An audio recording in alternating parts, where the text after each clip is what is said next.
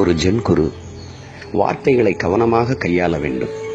அப்படி இல்லை என்றால் பல்வேறு பிரச்சனைகள் வந்து சேரும் என்று போதித்துக் கொண்டிருந்தார்.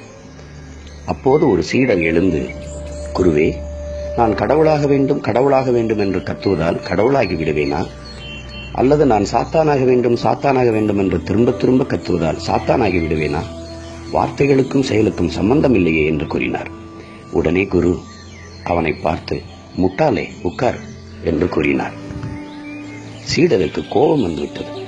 முட்டாள் என்று சொன்னதால் ஆத்திரம் அடைந்து குருவை தகாத வார்த்தைகளால் திட்டினார். அதை பொறுமையாக கேட்டுவிட்டு குரு சொன்னார், சீடரே, உங்களை முட்டாள் என்று நான் சொன்னதற்கு மன்னியுங்கள், தெரியாமல் சொல்லிவிட்டேன் என்றார். உடனே சீடர் அமைதியானார்.